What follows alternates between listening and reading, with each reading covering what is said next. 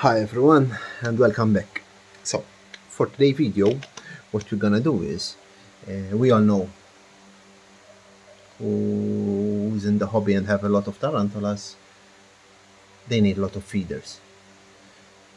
For now I don't have a lot of tarantulas, I only have 6, so I have a small colony here of Dubia roaches. What I'm gonna do is I'm gonna do the same thing that I have in here but into a larger scale. Why? The problem that I found is, okay, I have babies Dubia roaches for my slings, but for my Panama blonde that is an adult size now, I need the bigger ones, and if I feed a lot of the big ones I'm not gonna have more babies, so it's gonna be a problem. So this is my main source of feeders for now. I'm gonna turn on the light.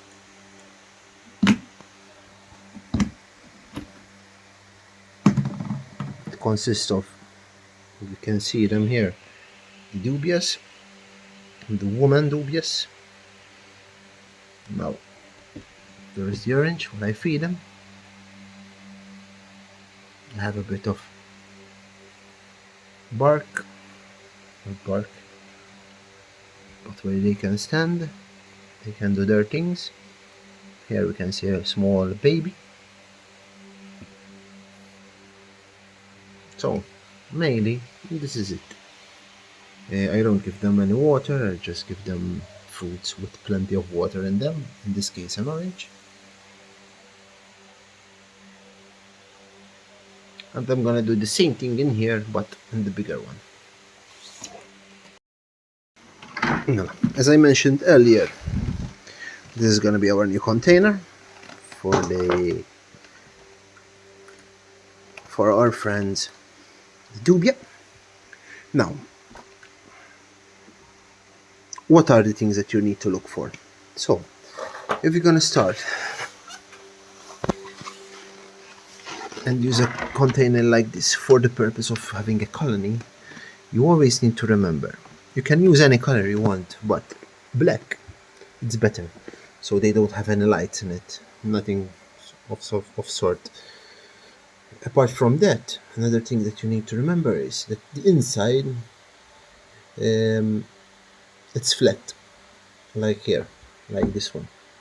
Why? The reason is, let me turn on the lights.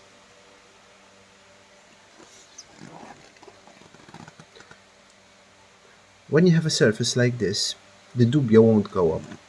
I can literally leave it open like this and they won't come out from it.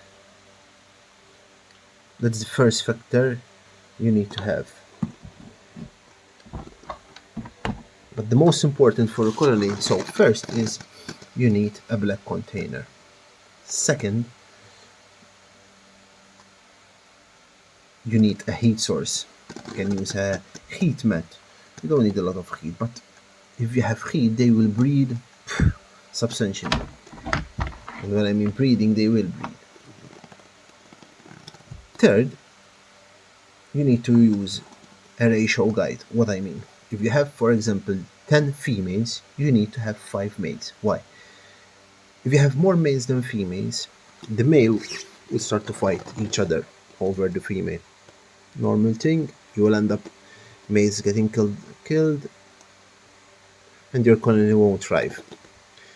If you have a lot of females but fewer men, the other thing what will happen is your men will be exhausted and they will die. So always remember, if you have 10 females, have 5 males. In here I'm gonna buy 100 dubias. They're not gonna be 100 exactly. Why? Because I need to put some in my old, in the small one too. But I'm gonna use the same principle. Obviously I'm gonna have egg crates. If you don't find egg crates, what I use is, when you go to Starbucks, they order 2 or 3 coffees, they give you like a cup where you can hold them, a hold cup. They're good too. Let me show you. These are the things that I'm referring to. I'm gonna plant them like this, and I'm gonna have the egg crates up here. I'm gonna make a bowl here so I can put the fruit, and obviously all the dubious around. What tools do you need? Although you have a container, in this case, as I said, it's a 40 liter, you need something to drill holes. Why? So we can have air and ventilation coming in. If you have a driller, it's the perfect thing that you can use. But unfortunately, like myself, I don't have a driller, so what I'm gonna use